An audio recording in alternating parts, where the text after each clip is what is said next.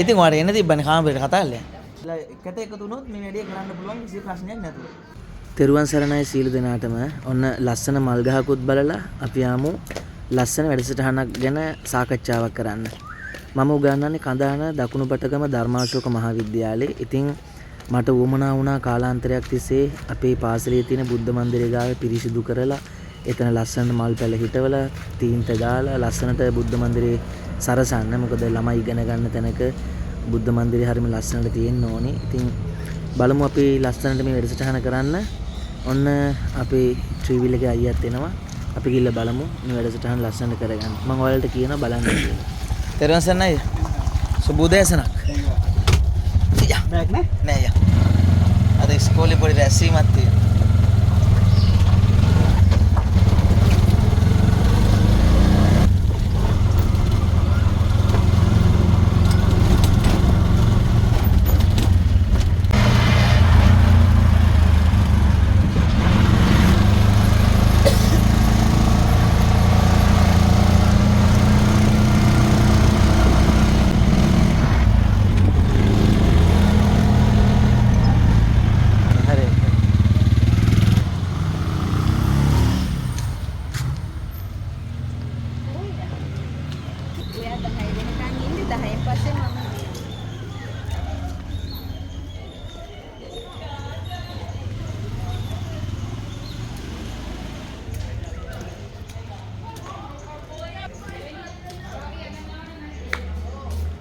Good morning. ඔයාව ගාව? ඉතින් ඔයාලට එන්න තිබ්බනේ කාමරේට කතා කරලා. එහෙනම්? එතන අර මගේ හිතවත් අයියා කෙනෙක්ගේ ට්‍රීවිල් එකක් තිබ්බා. ඒක හදන්න ආවා. එන්න ඇතුළට එළියට. අයියා. අයියා. නකෝ. අද? ඔව්. පෙරලන්ද වැවගා හිටියා නේද? ඔව් මම කෙලගෙන ගියා බයිසිකලේ මේ ඉලෙක්ට්‍රික් මේක බහැලා දිග්ගේ. මම යන්න කියලා කෙලගෙන ගියා අම්මට ටිකක් එනවා මම දැක්ක මං හින්දා බෑ නැවතෝන යන්න සම්බෙන්නේ නැහැ. ගියාම ලොමාන්දරන්ට කියලා පොඩි හවුද යන්න වැවගාවේ. ට්‍රීවිල් එකක් මේ අතර පෙරලලා. අන්න හරි. මං යන්න.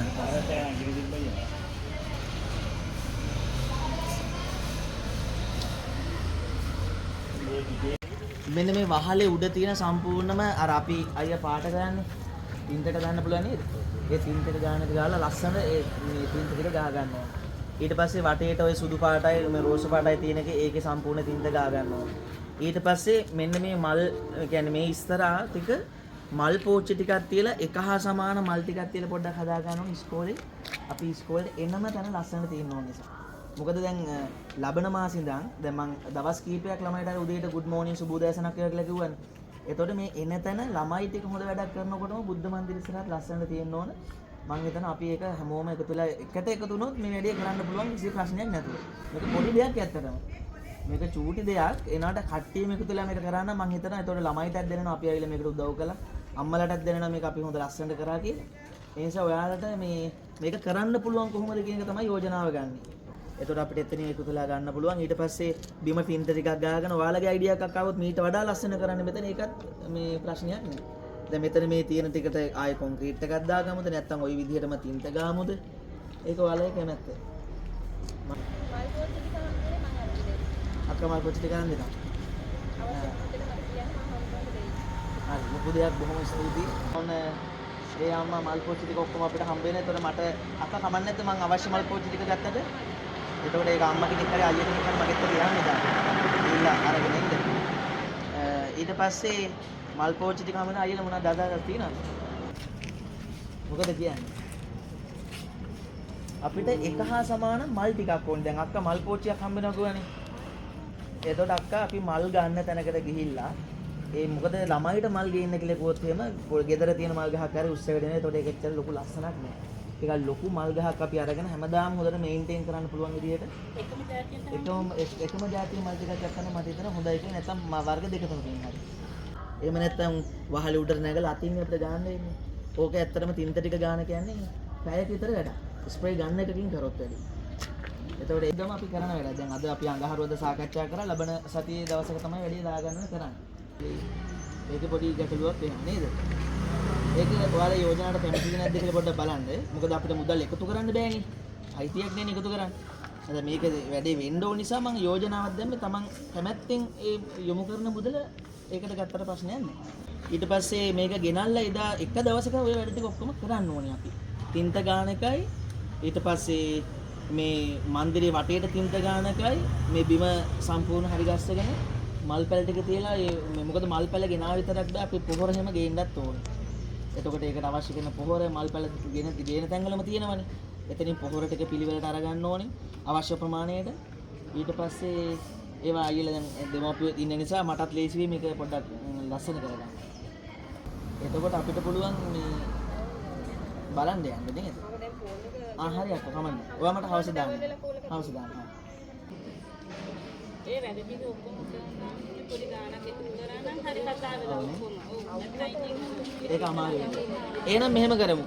අක්කා ඔව්. අපි ඒ වගේම අවුවට ඔරොත්තු දෙන්න හින්දා ඒ මෙතෙන් හදන්න ඕනේ අක්කා අවුවට ඔරොත්තු දෙන යම තමයි. තින්ත ටික ගානකට හයි ප්‍රෙෂර් ගන්නකක්ද ඕනේ. ගන්න තියනද ඒක? ලොකු දෙයක්. එහෙනම් අයියට ඒක බාර ගන්න පුළුවන්ද? වැඩේ. පුතේ දැන් ඔයාලට තින්ත ටික ගන්න පුළුවන්ද? තින්ත ටික ගන්නකොට පැටියෝ මෙහෙම. ඔයාලා ගිහිල්ලා නිකන් තින්ත ගන්න බෑ. ඕකට තියෙනවා මේ රූට් පේන්ටින්ග්ම තියෙනවා.